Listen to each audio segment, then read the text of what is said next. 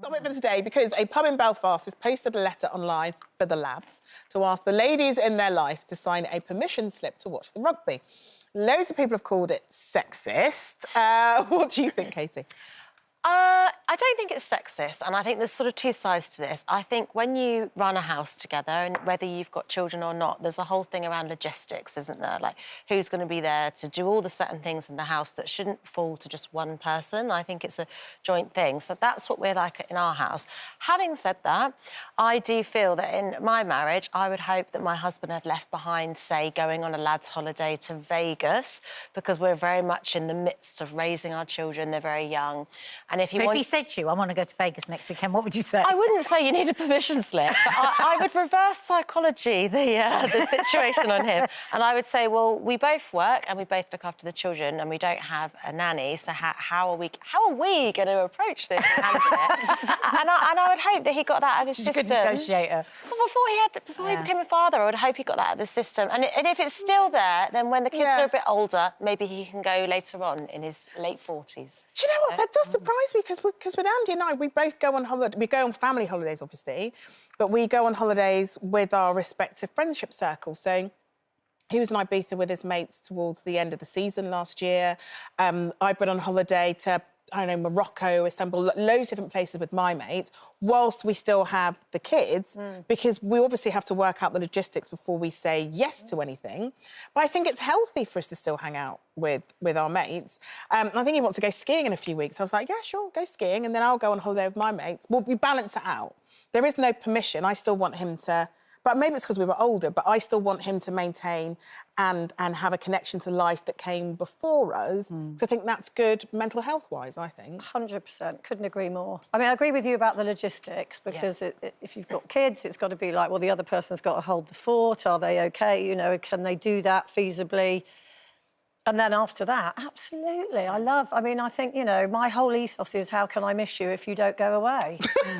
That sounds like a greeting card for Valentine's Day. Honestly, you are brilliant negotiators. I think the thing is for you to be OK about your partner going away, because not everybody has a partner that they completely trust.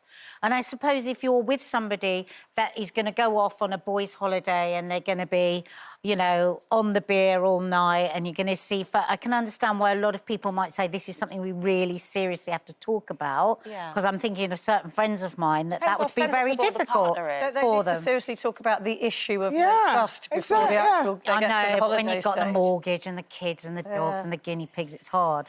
But with Mark and I, it's kind of different, because... what I've had to battle with through our relationship is me feeling guilty about going away. That's my big problem. Same, yeah. Because I just feel guilt. Ever since I've had kids, there is nothing I do without feeling guilt. And I don't know why that is, and I'm still trying to work on it at 57 years old, but that's a fact. Mark and I are codependent. You would call us a codependent relationship. And we wasted tons of money on therapists trying to not be codependent people. And then I eventually went to him one day, I quite like being codependent. Did you? And he went, yeah, we'll just go back to it. And he was like, yeah. Because I read all the books about how bad it is for you. Yeah. But actually, there's a lot... Some people just like to always be with each other or be with a group, and I'm that person. But the problem only comes if one is codependent and the other one isn't. If you're on the same page, then... But I found it really interesting, because I remember sort of talking to people when Andy was away. I was like, yeah, he's gone to Ibiza for the weekend. A lot of parents, the reaction from mums and dads, especially dads, would be like, oh, did you hear that? Andy was allowed to go to Ibiza. And they go, you know, I should be allowed to do something similar. And wife would go, probably not. And I don't allow him to. We work together. So we work, once the logistics have been worked out, he can do what... But aren't people saying, it's not really I'm allowed or disallowed, it's just my life's going to be miserable? But I think it's if you're left, because anyone can do anything they want, but you can be left the resentful parent, and particularly as the woman, if you're the one that can only settle the children at night, if only you can do their hair, maybe you're left feeling guilty. If you went to Ibiza, you probably wouldn't enjoy it because you'd feel guilty, but maybe the other party can, and I think that's where it's not as equal. But you know what? Sometimes I think you think those things, and then you think your children are not going to exist without you, and you come back a week later and they're absolutely fine. And they're alive. if I'm going to go away, I've given up with the whole idea of, oh my goodness, if they don't have their vegetables, the whole world's going to fall apart when I'm not there. And I'm like, they'll be alive, it'll be fine. Yeah. Right.